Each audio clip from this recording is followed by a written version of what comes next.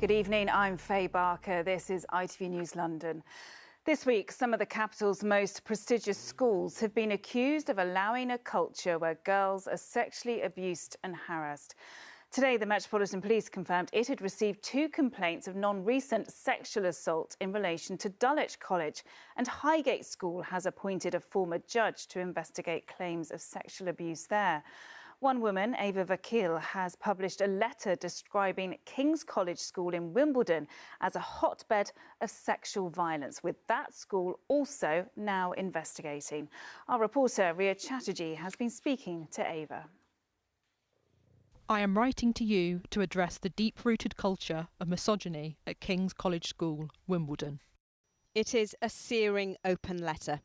The label of a King's boy is one which has come to mean a privileged, usually white, usually wealthy boy who engages in derogatory behaviour towards women. And this next line is repeated 3 times in one paragraph. King's is a hotbed of sexual violence. An Instagram post, easily done, prompted testimonies not so easily shared. Instances of verbal abuse and catcalling. There was also a huge culture of ranking and rating girls, giving them a score out of 2.5 for each body part.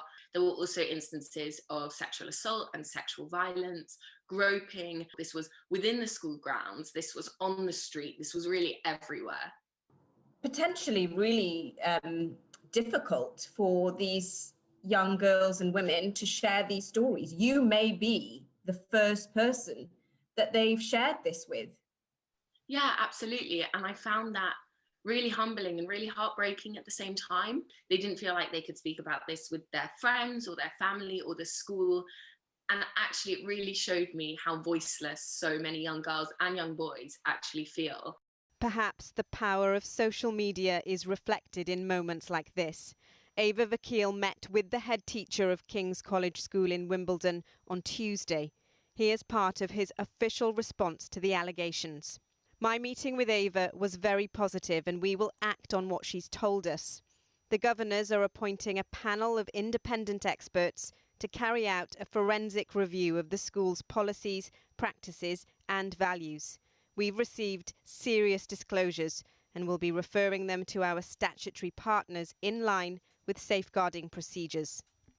They've spoken a lot about making their PSHE system a lot more intense and making sure that it involves older children as well in the sixth form. They've spoken about creating an infrastructure in which girls and boys feel more confident to report these kind of behaviours.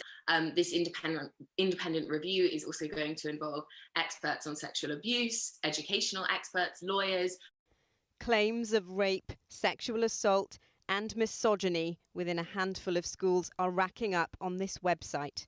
Everyone's Invited is a campaign that's also grown from one post to thousands of stories.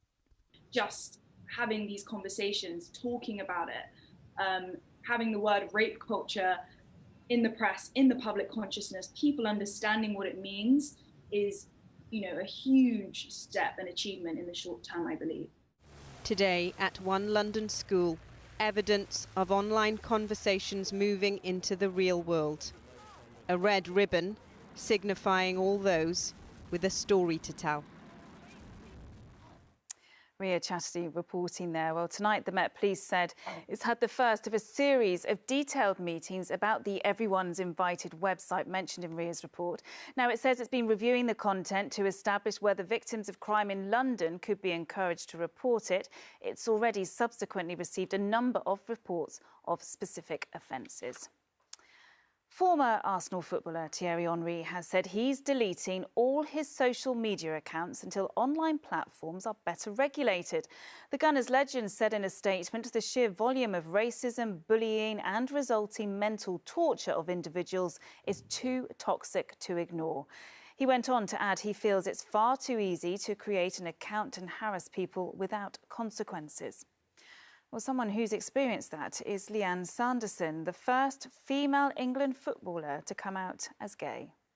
I think the misconception is that racism and, homophobia doesn't exist in England, and it's very prevalent. And I think in recent months, for some reason, it seemed to have people have upped the ante on social media, and I completely understand why. And I expect more players and people from celebrities to come out and come off of social media, because even for people like myself, you know, when I go on TalkSport, when I go on Sky Sports News, when I go on other media outlets, I just know that I'm going to get the abuse.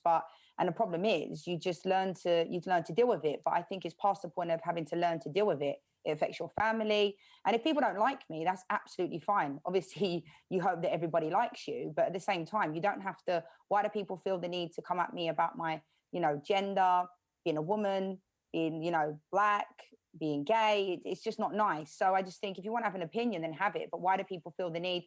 And it's too easy for them to get to you as well. And I completely understand why players like Thierry Henry have come off of social media. And I expect a lot more to follow, because enough's enough. Now, Electric Umbrella is a charity based in Hertfordshire that uses music to tackle isolation of people with learning disabilities. Throughout lockdown, they've hosted weekly sing-alongs, and now they've even produced an album. Martin Stew has more. Being heard is hard, especially in isolation. The charity Electric Umbrella is giving people with learning disabilities a voice and a community. I suffer a lot of anxiety, depression. There will be no need to stay inside because I'm bored of staying inside.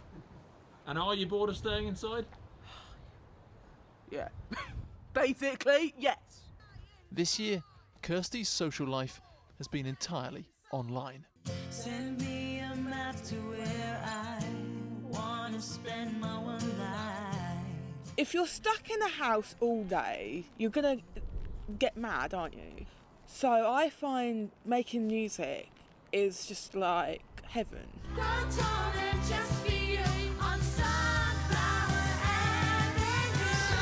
Kirsty's missed so much this last year, being with friends, being with family, and she can go online and she can see her friends.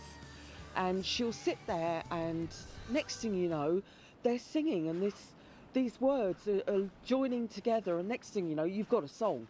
And it sounds great. It looks like Christmas dinners on Zoom. After releasing a successful single at Christmas, the team have now made an album. I found me! Created entirely remotely with the help of professional musicians I want to break free. like Dan Gillespie-Sells from The Feeling. All of us as artists feel like we want to get our voices out there. And this gives an opportunity for people that don't normally get their voices heard to be heard. It's me, it's who I am. You can call us disabled, whatever.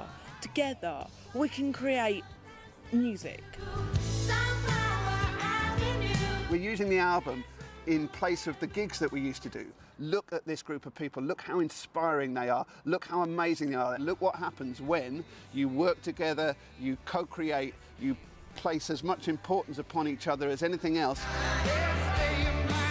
The album only went on sale today, but Kirsty's already got a taste for fame. Let's just put it this way, I want to be the next Michael Jackson. I hate to say that, Mum. I really hate to say it.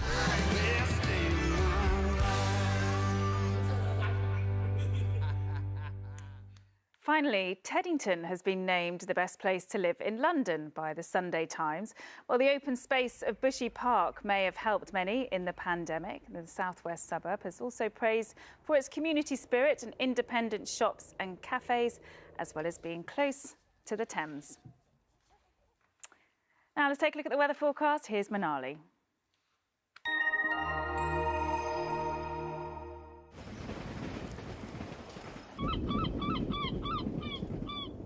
Great Western Railway sponsors the ITV London weekend weather. Hello there, good evening to you. I'm going to do my forecast in reverse today because I want to show you the outlook for the start of next week. High pressure building, plenty of sunshine, and our temperatures turning warmer as well. In contrast, today we've been in a bit of a cold snap. It's been a chilly day today. Tonight it's going to be cold, but our showers will gradually clear through. And then through the rest of the weekend, it's mostly dry and bright, but it will stay quite breezy. So as we head through the rest of tonight, further showers for a time, still the risk of a few heavy downpours, some hail mixed in there too. Gradually, though, the showers will clear through, and under our clear skies, our temperatures will drop away. For our towns and cities, 1 to 3 Celsius. For rural spots, of course, it will get so much colder than that, so don't rule out a touch of frost come dawn. So Saturday starts off cold, but bright and fine. Plenty of sunshine. Any showers staying, I think, to the north of us. Through the course of the day, though, the cloud will start to build. We will see some breaks in that cloud, though, through the afternoon, so still some bright spells. It will be quite breezy through the course of the afternoon as well, but our temperatures gradually starting to recover, back up into double figures, highs of 11 to 12 degrees Celsius. Bye-bye for now. Great Western Railway sponsors the ITV London weekend weather. That is it from all of us here for now. We're back on air tomorrow evening at 10 to 6. Until then, enjoy the start of your weekend. Bye-bye.